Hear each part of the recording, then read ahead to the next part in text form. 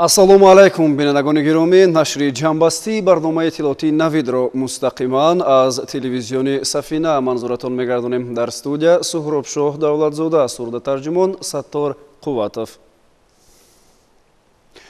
тавре иттилоъ дода будем, асосгузори сулҳу ваҳдати миллӣ пешвои миллат президенти ҷумҳурии Тоҷикистон муҳтарам Эмомалӣ Раҳмон бо сафари расмӣ дар ҷумҳурии Италия қарор доранд. Имрӯз президенти ҷумҳурии Тоҷикистон муҳтарам Эмомалӣ Раҳмон дар доираи сафари расмӣ ба Италия дар шаҳри Рим мудири иҷроияи ширкати Вибилд Петро Салиниро ба ҳузур пазируфтанд.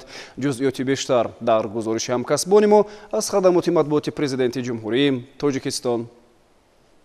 24 апрел асосгузори сулҳу ваҳдати миллӣ пешвои миллат президенти ҷумҳурии Тоҷикистон муҳтарам Эмомалӣ Раҳмон дар доираи сафари расмӣ ба Италия дар шаҳри Рим мудири иҷроияи ширкати Вибилд Петро Салиниро ба ҳузур пазируфтанд. дар мулоқот масъалаҳои ҳамкорӣ оид ба рафти сохтмони нерӯгоҳи обии Роғун муҳокима гардид.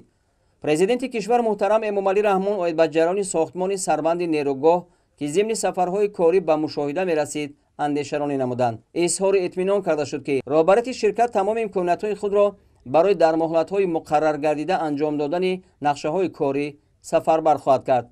роҳбари ширкати Вибилд ба сарвари давлат муҳтарам Эмомалӣ Раҳмон дар бораи иҷрои уҳдадориҳо ва рафти корҳои сохтмонӣ маълумот дод. ҷонибҳо зимни вохӯрӣ инчунин оид ба дигар масъалаҳои ҳамкорӣ, тезондани корҳо ва истифодаи босамар аз имкону захираҳои мавҷуда табодули андеша карданд. анҷом додани мулоқот бо президенти муҳтарам ҷаноби Эмомалӣ Раҳмон ва истиқболашон дар Италия бароям мояи хушнудӣ буд.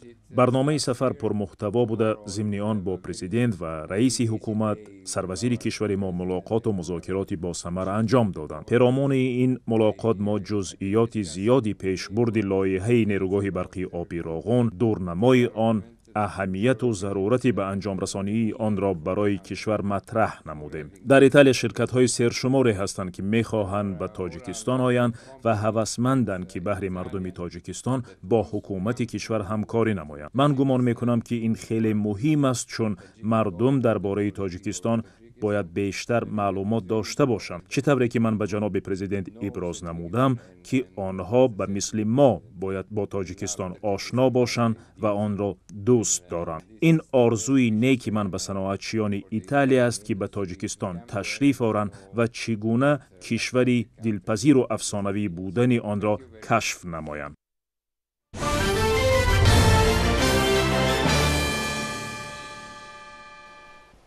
имрӯз ҳамчунин пешвои миллат муҳтарам Эмомалӣ Раҳмон барои шиносоӣ бо таҷрибаҳои пешқадами ниҳолпарварӣ ва сабзгардонии муҳити зист ба шаҳри Пистояи Италия ташриф оварда, шаҳри Пистоя дар вилояти Флоренсия ва минтақаи Гасканаи Италия, яъне дар яке аз қисматҳои марказии кишвар қарор дошта, бо таҷрибаи пешқадаму омӯхтани дар ниҳолпарварӣ, ҷангалофарӣ, сабзгардонӣ ва ҳифзи муҳити зист шӯҳрати ҷаҳонӣ дорад. сарвари давлати Тоҷикистон муҳтарам Эмомалӣ Раҳмон аз чанд парваришгоҳи ниҳолҳои дарахтҳои мевадиҳанда ва сояафкану ороишӣ дидан карда, бо тарзи шинонидан, қаламчагирӣ, парвариш, роҳҳои муосири обу ғизодиҳӣ ва тобоварсозии онҳо ба бемориҳо ва ҳашароти зараррасон ба хусус мутобиқати онҳо ба иқлими Тоҷикистон шинос шуданд. зимнан ба роҳбарияти вазорату идораҳои дахлдори Тоҷикистон ки дар ин боздид ҳузур доштанд, барои омӯзиши ҳамаҷонибаи таҷрибаҳои пешқадами ниҳолпарварон ва экологҳои итолиёвӣ супоришу маслиҳатҳои муфид доданд. тавре таъкид гардид воридсозии ин ва дигар таҷрибаҳои пешқадами ҷаҳонӣ барои сабзгардонӣ ва ҳифзи муҳити зист дар Тоҷикистон ва тобовар намудани табиати кишвар ба тағйирёбӣ ва гармшавӣ бо суръати иқлими сайёра басо муҳиму зарур аст.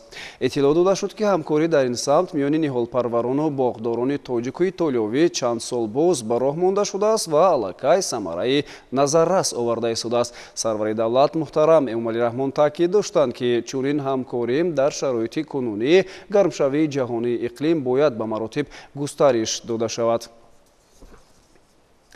дар доираи сафари расмии пешвои миллат муҳтарам Эмомали Раҳмон ба ҷумҳурии Италия дар шаҳри Рим форуми сармоягузории Тоҷикистон ва Италия таҳти унвони муаррифии ҷумҳурии Тоҷикистон дар Италия баргузор гардид.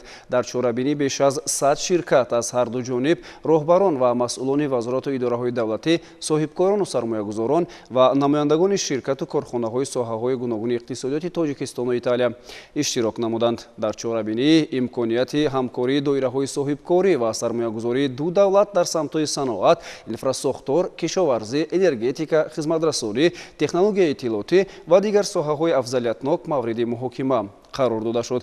Аз ҷумла имконияти сармоягузории Тоҷикистон ва имтиёзҳо дар ин самт аз ҷониби раиси Кумитаи давлатии сармоягузорӣ ва идораи амвори давлатӣ Султон Раҳимзода, имконияти саноатии мамлакат аз ҷониби вазири саноат ва технологияҳои нав Шерали Кабир ва зарфиятҳои энергетикӣ аз ҷониби вазири энергетика ва захираҳои об Далер Ҷума муаррифӣ карда шуд.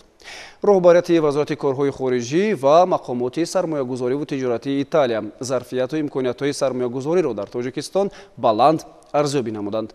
Зимнан роҳбарият ва намояндагони ширкатҳои Вибилд ва Каррера аз таҷриба ва фаъолияти ширкатҳои италиявӣ дар Тоҷикистон ба иштирокдорони форум маълумоти муфассал пешниҳод намуданд.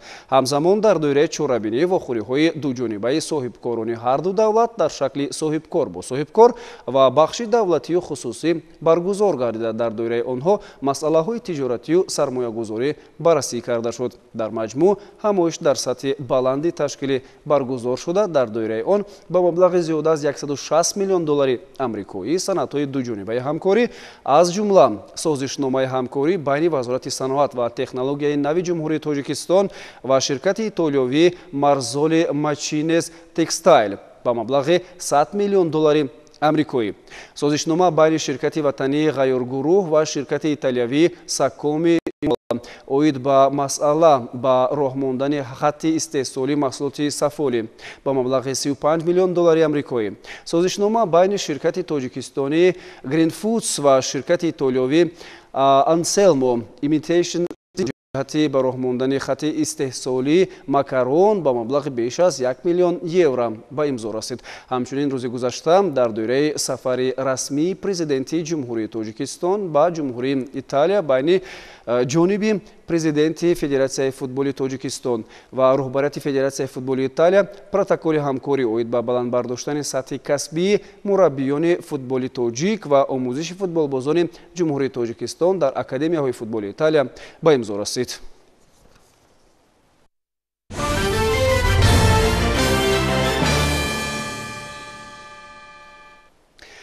дастаи мунтахаби Тоҷикистон оид ба футбол ба даври нимниҳоии ҷоми Осиё 2024 баромада соҳиби роҳхати ҷоми ҷаҳон шуд. Ин роҳхат пас аз пирӯзии варзишгарони тоҷик бар дастаи яккачини Афғонистон дар даври чорякфиналии ҷоми Осиё 2024 ба даст омад. Шарҳи ҳамкорони мо аз ҷараёни ин рақобат.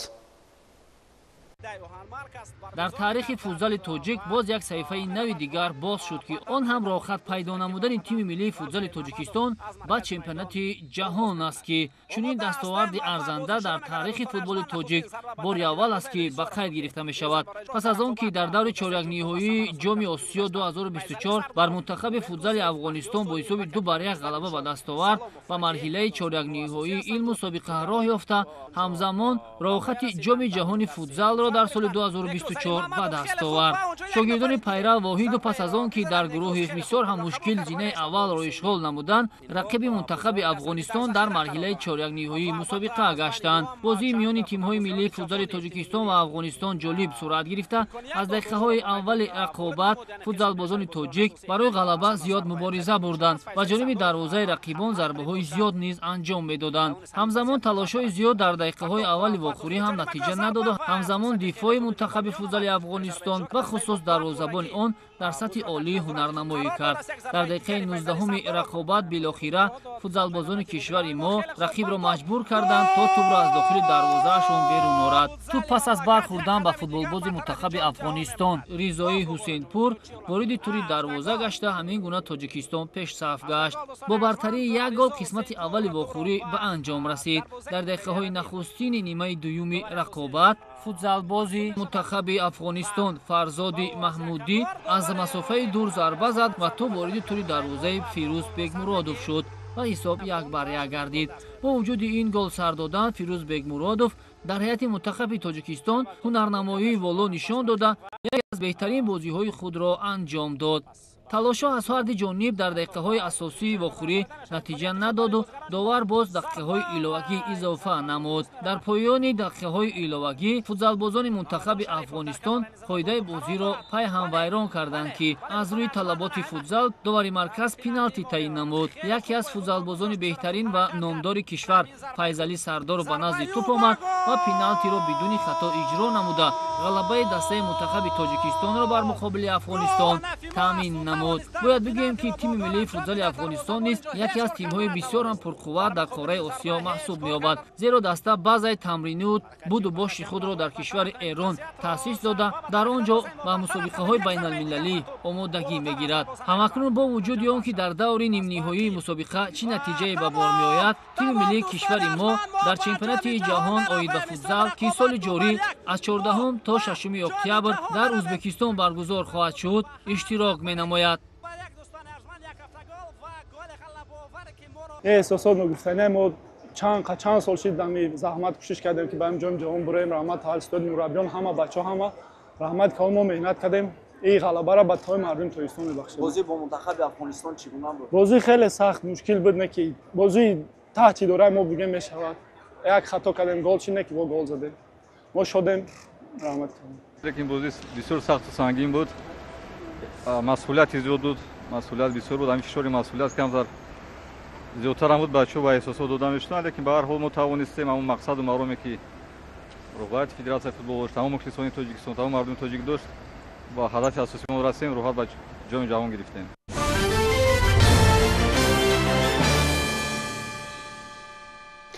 имрӯз таҳти раёсати раиси маҷлиси намояндагони маҷлиси олии ҷумҳурии Тоҷикистон Маҳмадтоҳир Зокирзода иҷлоси панҷуми маҷлиси намояндагони маҷлиси олии ҷумҳурии Тоҷикистон давати шашум баргузор гардид. дар иҷлосия лоиҳаи қонунҳои ҷумҳурии Тоҷикистон оид ба ворид намудани тағйиру илова ба қонун дар бораи Бонки Миллии Тоҷикистон, оид ба ворид намудани тағйиру илова ба қонуни ҷумҳурии Тоҷикистон дар бораи ташкилотҳои маблағгузории хурд, оид ба ворид намудани тағйироту илова ба қонун дар бораи фаъолияти бонкӣ, оид ба ворид намудани тағйиру иловаҳо ба қонуни ҷумҳурии Тоҷикистон дар бораи фаъолияти Бонки Исломӣ, оид ба ворид намудани тағйиру иловаҳо ба қонун дар бораи хизматрасониҳои пардохтӣ ва низоми пардохтӣ, оид ба ворид намудани тағйирот ба қонун дар бораи танзими асъор ва назорати асъор ва лоиҳаи қонуни ҷумҳурии Тоҷикистон оид ба ворид намудани тағйир ба қонун дар бораи таъхири қарз яъне кредит мавриди баррасӣ қарор гирифтанд. масъалаҳои рӯзномаро масъулони соҳавӣ ва вакилони мардумӣ муаррифӣ намуданд.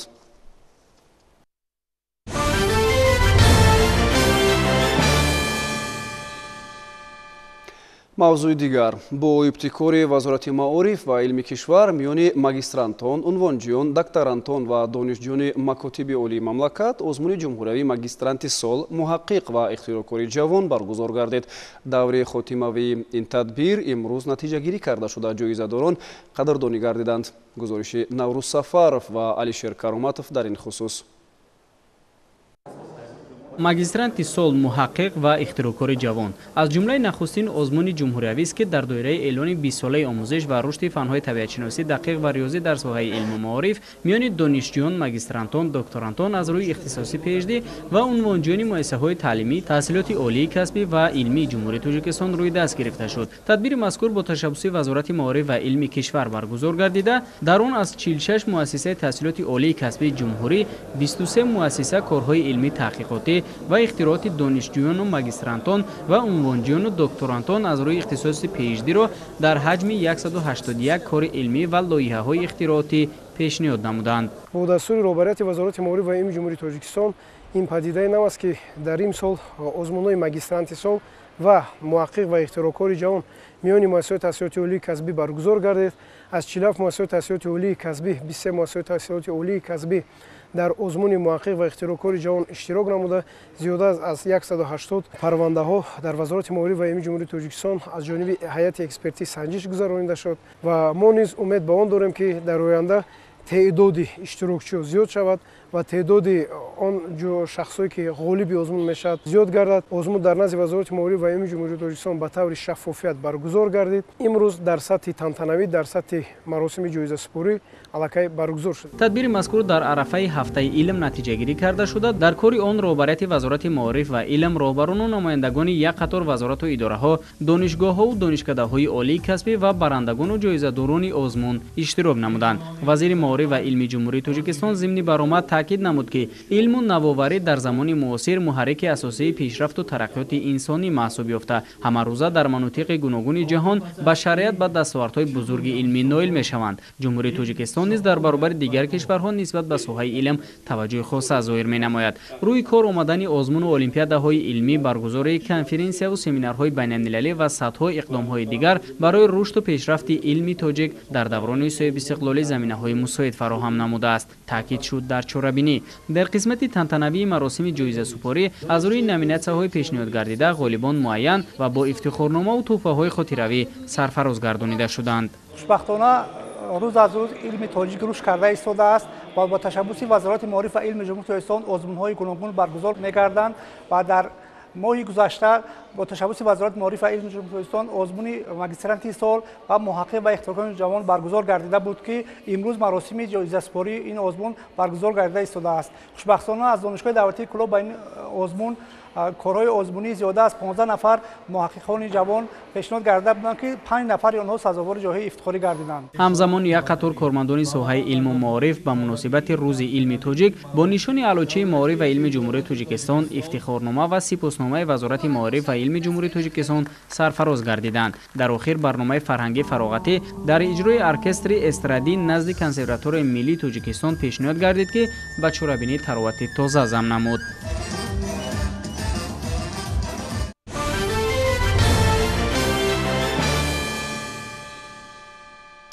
ҳамасола дар мавсими баҳор дар мамлакат офатҳои гуногуни табиӣ ба амал меоянд ки дар пай хисороти зиёд доранд. ин шабу рӯзҳо дар ноҳияи восе ситоди ноҳиявӣ зарари расонидаи офати табиӣ рӯзи 18 апрелро ба сокинони деҳаи гулистони ҷамоати деҳоти гулистон муайян менамоянд. зимнан бо пешниҳоди мақомоти иҷроияи ҳокимияти давлатӣ корҳои бартарафсозии зарари расонидаи офат идома дорад. тафсилоти бештар дар матлаби навбатии барнома. در دهه گلستان دهات گلستان ناحیه واسع با مقصد کمک رساندن به عائله‌های ضرر دیده از آفت طبیعی کمک‌های یک وقتینه مادی رسانیده شدند.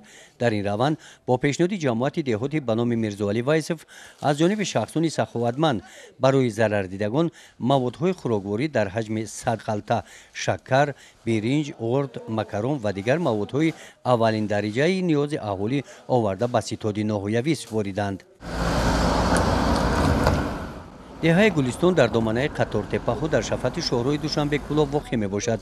یادآور می شویم که روز 18 اپریل در نتیجه فرآمدن سیل از تپه‌ها داخل محله‌های اهالینشین گردید.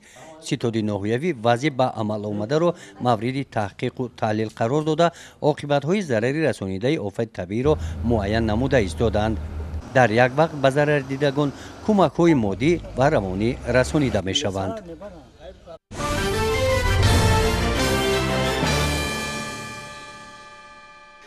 дар мавсими ҷорӣ ноҳияи лахш ки иқлимаш барои парвариши картошка мусоид мебошад бояд дар масоҳати 3300 гектар замин кишти ин зироат гузаронида шавад. ба қавли масъулони бахши кишоварзии ноҳия барои иҷрои ин дурнамо ҳамаи имкониятҳои табииву техникӣ фароҳам аст. шарҳи бештари мавзӯъ дар матлаби хабарнигорони мо. معرکه کشت و کار بهاری در خواجگاه کشاورزی ناحیه لخش امروزها با مرام ادامه داشته. کشاورزان در موضع‌های حاصلخیز ناحیه کشت کارتوشکا می‌گذرانند. کشاورزان از آب و هوای مساعد استفاده برده جهت اجرای دستور سپارش‌های اساسگذار صلح و وحدت ملی پیشوای ملت پرزیدنت جمهوری تاجیکستان محترم امومالی رحمان عاید زیاد نمودن میدان‌های کشت از هر وجب زمین ثمره‌ناک استفاده می‌برند. اقلیم ناحیه بلندکوی لخش برای پرورش استحصال کارتوشکا بس و موافق میباشد. زیر استحصال کارتوشکا همچون نان دوم و محصولات رقابت‌پذیر در بازار در شرایط کنونی امکانیت می‌دهد که سطح زندگی به مراتب بالا رفته درآمدناکی اهالی افزایش یابد. زیاده از 225 تکنیکا آماده کشتی کار میباشند. عین حال در جماعت سیل‌آباد кишти картошка муташаккил идома ёфта истодааст. тухми басанда аст. заминҳо барои кишт намудан тайёр ҳастанд. тибқи дурнамои вазорати кишоварзии ҷумҳурии Тоҷикистон дар ноҳия бояд имсол мо дар майдони 3300 гектар кишти картошка гузаронем ки нисбати соли гузашта 100 гектар зиёд мебошад. таҷриба нишон медиҳад ки ҳамасола деҳқонони ноҳия тавассути дастрас намудани тухмиҳои хушсифат анҷом додани корҳои зарурии биотехникӣ ҳосили дилхоҳ ба даст меоранд. дар ноҳия дастурхои пешвои муаззами миллатро амиқан дарк намуда хоҷагидорон баҳри иҷрои саривақтии нақшаи дар пеш истода аҳлона заҳмат мекашанд. заҳматкашони ноҳияи кӯҳистони лахш бо азму нияти қавӣ тасмим доранд ки имсол заминҳои бекорхобидорро аз ҳисоби талу теппаҳо ба гардиши кишоварзӣ ворид намуда дар таъмини саривақтии бозорҳои мамлакат бо ин маҳсулоти ниёзи аввалия саҳмгузор бошанд.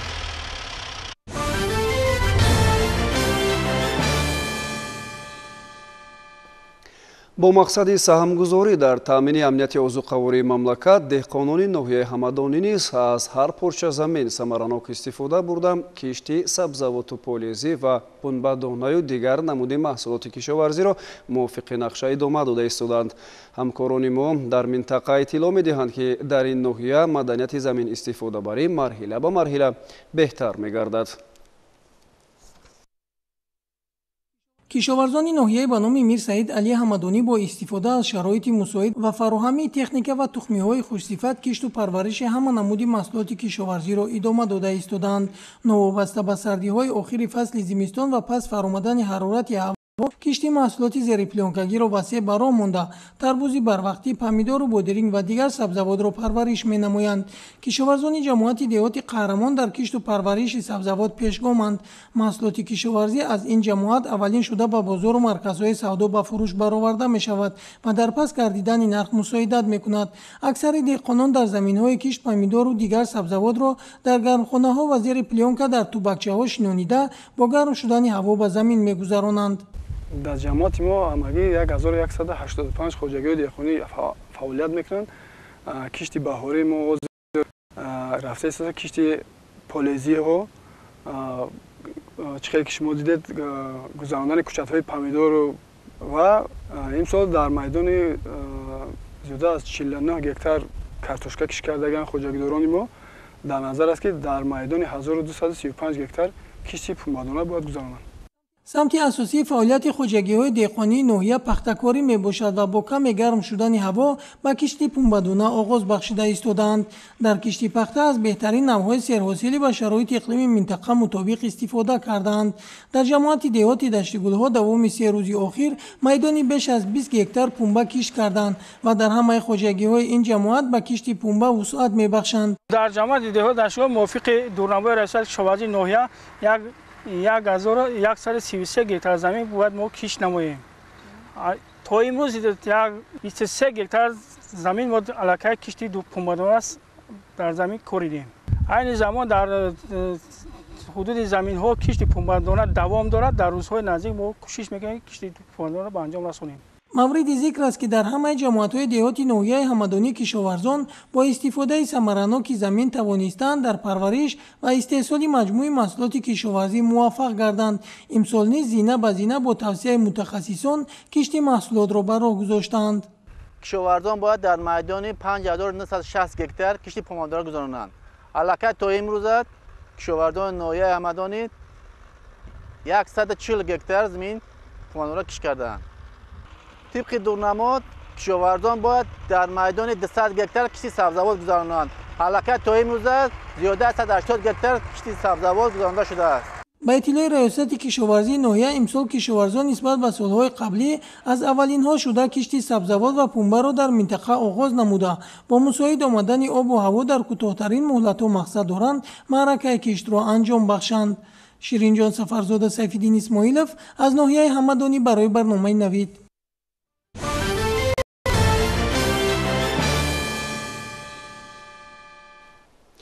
ноҳияи восе аз минтақаҳои муҳими аграрии вилояти Хатлон дониста шуда. истифодаи мақсадноки зарфиятҳои кишоварзии ин минтақа метавонад дар самти таъмини амнияти озуқавории кишвар ҳиссаи муносиб гузорад. кишоварзони ин ноҳия имсол дар майдони 380 гектар кишти картошка гузаронида ин шабу рӯзҳо машғули ғизодиҳии замин мебошанд. ҷузъиёти бештар дар гузориши ҳамкорони мо. дар ноҳияи восе бо истифода аз рӯзҳои офтобии фасли баҳор аҳлиёни хоҷагии деҳқонӣ ба номи Мавлонов Сафархӯҷа дар деҳаи Навобод деҳоти ба номи Рӯдакӣ ба ғизодиҳии замини картошка машғул мебошанд. дар доираи дастгирии деҳқонон аз ҷониби роҳбари давлат дар қатори дигар хоҷагиҳои деҳқонии ҳудуди ин деҳот ин хоҷагидорон бо мақсади устувории кишоварзӣ ҳосил шудани заминҳо бо нуриҳои минералӣ таъмин гардиданд.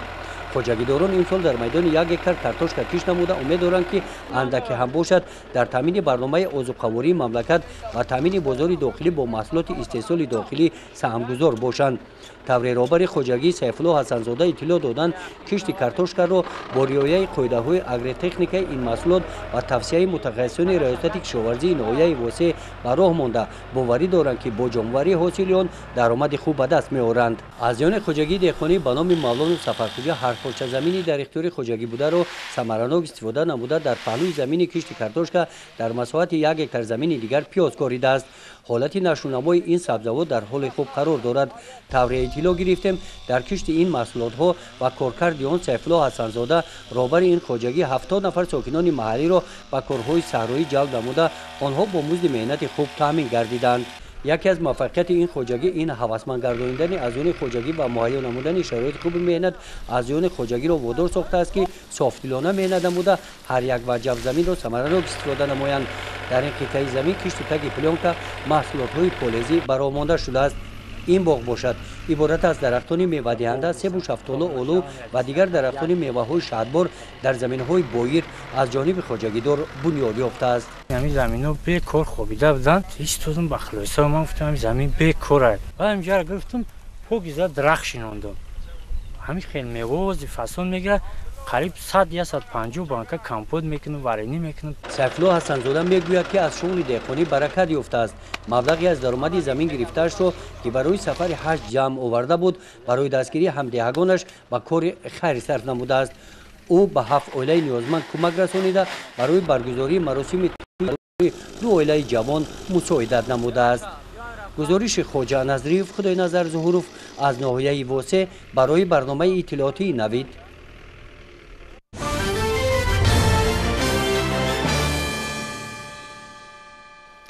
воқеан замин барои аксарият сокинони вилояти Хатлон манбаи даромад маҳсуб меёбад. аз ин рӯ ҷиҳати бештар кардани ҳосилнокии маҳсулоти кишоварзӣ масъулину хоҷагидорон талош мекунанд. ҳарчанд қисме аз деҳқонони ин вилоят 2 моҳи ахир аз норасоии оби полезӣ танқисӣ доштанд, аммо бо фаъол сохтани пойгоҳҳои обкашӣ ин мушкилӣ низ қисман паси сар шуд. ҳамкорони мо Низомиддин Исоев ва Толибҷон Сайфов дар ҳамин бора гузориш омода карданд. таваҷҷӯҳ кунед.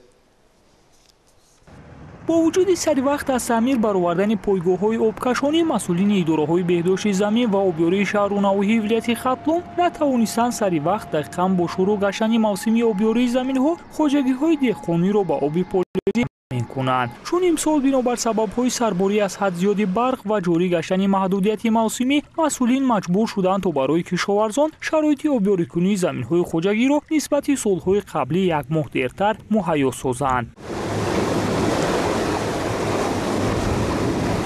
ҳамакнун 4 рӯз мешавад ки пойгоҳҳои обкашонии 3 ноҳияи ин вилоят ҷайҳону дӯстӣ ва ҷалолиддини балхӣ ба кор дароварда шудасту хоҷагидорону деҳқонон ба оби полезӣ таъмин гаштаанд.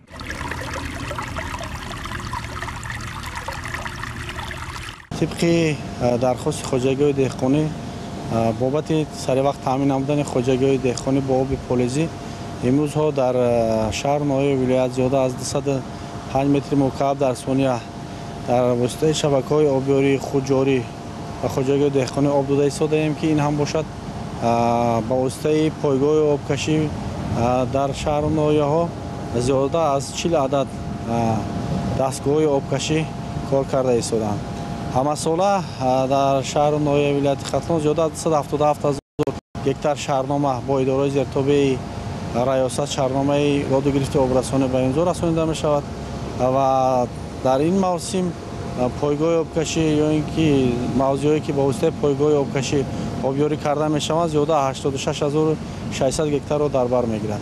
چون که گفتیم جیهون دوستی و جلدین بلخی ولایت خطلون از نواحی محسوب می رود که دهقانان و کشاورزان آن امروز با آب پولیزی تامینند. اما حالا شهر و نواحی دیگری هم هست که برزگرانش با کار در آمدن پایگاه های آبکشانی و با آب پولیزی تامین گشتنی زمین هایشان را انتظاری میکشند. شهر لیوکانت و ناحیه وخش از زمره آنهاست. تازه نمودن شبکه آبیاری با پررگی زابروز احکشو اینچنین نقشه پیش بینی شده 100% اجرا گردیده.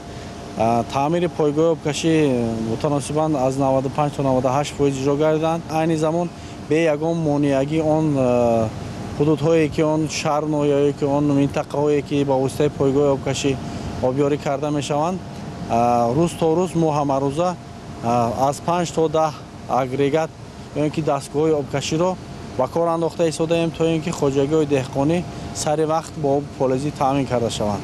واقعا هم موجودیت و روزگار انسانیت را بدون آب تصور کردن غیر امکان است. همین است که دهقانان ناحیه‌های جیهون و دوستی و جلدین بلخی از با آب تامین گشتن خواجگی‌های دهقانیشان خوشحالند و از فرصت مناسب استفاده برده بند آبیاری کشتزارهایشان گشتند.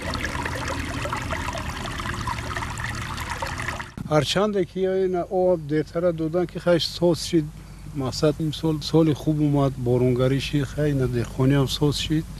من آب هم خیلی در کشدک چیش کردن آب سر دادن 3-4 روز شد جای لازم میشه آب مونده ایستادیم این حوصله هم شگر ساز شده ایستادن. با گفته مسئولین یکی از راه و وسیله به دست آوردن حاصل فراوان زراعت کشت شده این تامین نمناکی زمین و آبمانی سری وقتی است. از این رو آنها کوشش میکنند تا زحمت مرد دهقان از بی‌آبی خشک شده تلف نیابد. امید است که در روزهای نزدیک خواجگی‌های دهقانی دیگر شهر و نواحی ولایت هم با آب پولیزی تامین می‌گردند. زیرا ریاست بهداشت زمین و آبیاری ولایت خطلون با تلاش و زحمت‌های شبانه روزی کارمندان سال جاری پایگاه‌های آبکشانی حدودی ولایت را سری وقت از تعمیر تکنیکی برآوردند.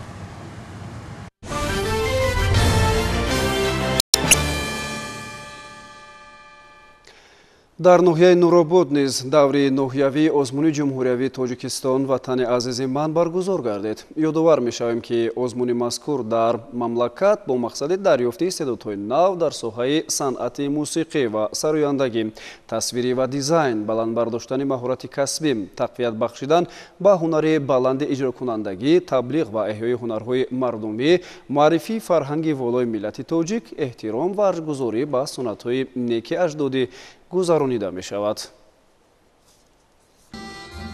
даври ноҳиявии озмуни ҷумҳуриявии тоҷикистон ватани азизи ман дар толиби бахши фарҳанги ноҳияи нуробод баргузор гардид.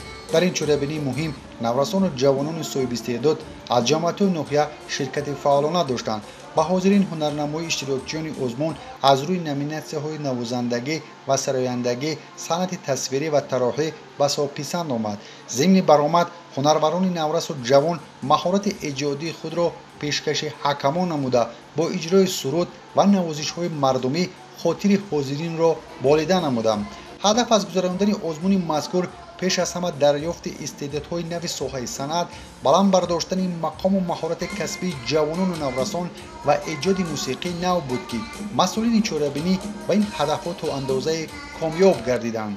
баргузории озмуни ҷумҳуриявии тоҷикистон ватани азизи ман нишон дод ки танҳо дарёфти чунин чеҳраҳои сарояндагӣ ва чеҳраҳои санъати мусиқӣ зарур аст ки мо онҳоро дарёфт намоем, зеро сафи чунин ҷавонон дар байни ҷавонон зиёд гардидааст.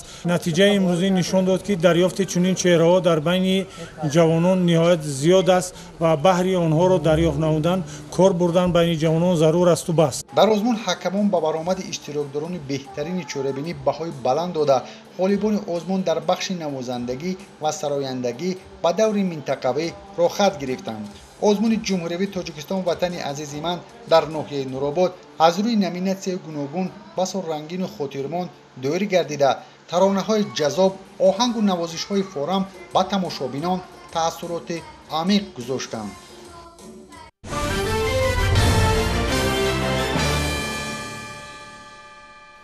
امروزها دور اولی آزمون جمهوری تاجیکستان وطن عزیز من در شهر و نواحی جمهوری جریان دارد. داوطلبان دوره به دوره تلاش دارند که هنر و مهارت نوازندگی و سرایندگیشان را بیشتر تقویت بخشند. غالبان زینه‌های ابتدایی را دوره‌های ولایتی و جمهوری آزمون انتظار است. گزارش همکاران ما از رفته جنبش گردیدن دور اول این آزمون در شهر بختر آماده شده است.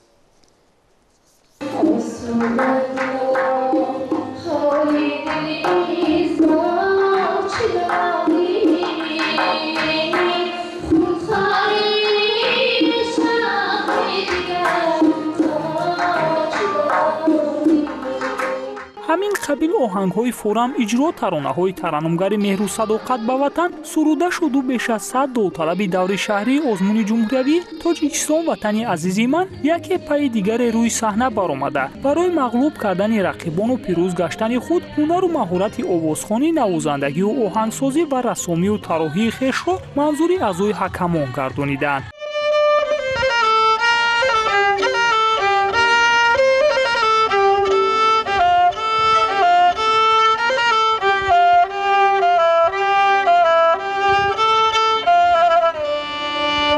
من با این آهنگ در نزد اعضای حکمان برآمد کردم. امیدوارم که با دورهای دوم و سوم راحت می‌یابم. کوشش میکنم که تا دورهای دیگر با استادان خودم هنر خودم را سرخل دهم. برگزار کردن این گونه چورابینی‌ها برای ما جوانان واقعا هم خوب است. ҳарчанд чеҳраҳои ошно барои аъзои доварон дар озмуни имрӯза зиёд буд, аммо ҳамаи онҳо бо ислоҳи камбудиҳое ки дар соли қаблӣ шунида буданд, барои дубора муваффақ гаштани худ такроран имсол довталаб шудаю ин ҷо ҳозир гаштаанд. дақиқан озмуни имрӯза дубора минбаре шуд барои муаррифии ҳунару истеъдоди эшон.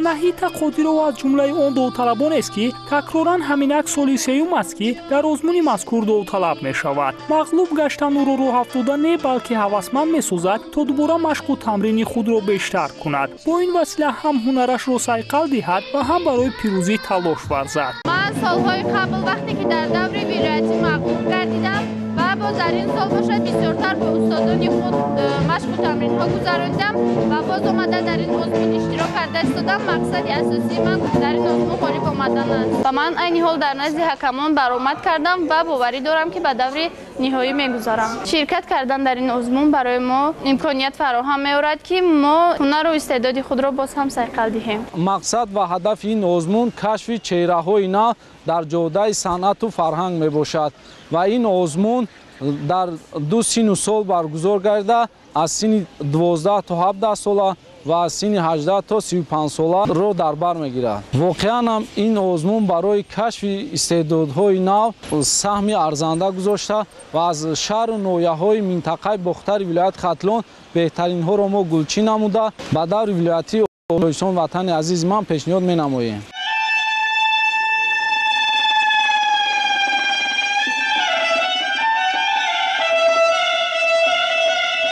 ҳамин тариқ пас аз пешниҳоди таронаҳои дилнишин, оҳангу мусиқии дилчаспу форами довталабон даври шаҳрии озмуни ҷумҳуриявии тоҷикистон ватани азизи ман дар бохтар ҷамъбаст гардид. дар натиҷа аз 100 иштирокчии озмун 77 нафар ғолиб дониста шуда ба даври дигар яъне вилоятӣ рохат гирифтанд.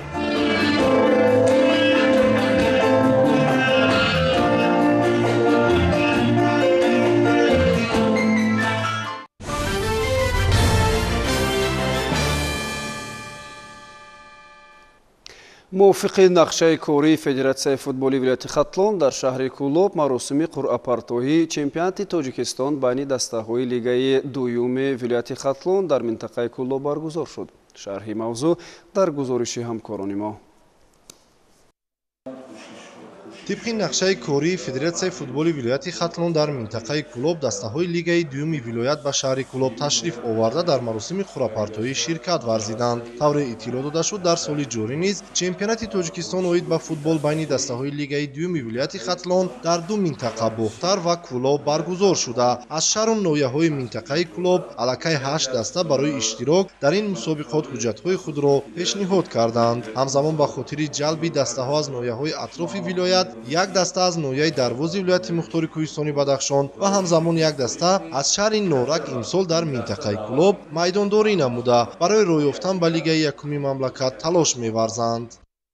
در دایره نقشه چوگانه فدراسیون فوتبال ولایت خاتلون و فدراسیون فوتبال جمهوری تاجیکستان امروز در شهر کلوب مراسم خورپارتویی دسته‌های لیگ دوم برگزار گردید که در آن 10 دسته اشتراک کردند. موسم نوی بازی لیگ دوم از آخرهای ماه اپریل آغاز می شود و در منطقه کلوب 10 دسته اشتراک میکند. خرسندآور از شما است که در این مراسم خورپارتویی ما امسال دسته نوحیه درواز و دسته شهر نورک و منطقه کلوب واگذار کرده شد و در چمپیونات امسال این دو دسته در لیگ دوم منطقه کلوب اشتراک میکنند. تا به حال در منطقه کلوب دسته‌های شاهین نوحیه مومن‌آباد، دسته تیرای از نوحیه شمسدین شاهین، دسته سرخوب تیمور ملیک، دسته مونکی نوحیه خوبلینگ، حمدان از شهر کلوب، نورک شهر نورک، کیرف از نوحیه ووسه، بلجوان از نوحیه بلجوان، دسته کران از نوحیه درواز و دسته مسکو از مؤسسه دولتی مکتب ورزشی نوحیه میر سعید علی حمدانی در موسم امساله لیگ دوم ولایت ختلان حجت‌های خود را پیشنهاد کرده در مراسم قرعه کشی شرکت ورزیدند. اطلاع داده شد که بازی‌ها از نیمه اولی ماه می به نقشه گرفته شده به طور گروهی در خانه و سفر برگزار خواهند شد. همزمان در آخر موسم دو دسته بهترین از هر یک منطقه برای راحت لیگ یکم در دور پلی آف شرکت خواهند ورزید. همچنین با سرداران دسته‌ها اطلاع داده شد که دسته‌هایی که از کمیسیون لیسانسیه کنونی فدراسیون فوتبال تاجیکستان با موفقیت می‌گذرند حقوق اشتراک در جام تاجیکستان 2024 را نیز دریافت میکنند. همین طریق سرداران هر یک دسته در رفت قرعه کشی اشتراک نموده موقع خود را در جدول مسابقات اشغال نمودند. از رفت برگزاری بازی‌های چمپیونات تاجیکستان بین دسته‌های لیگ دوم ولایت ختلان در گروه شهر و نوحیه‌های منطقه کلوب من بعد اطلاع خواهیم داد.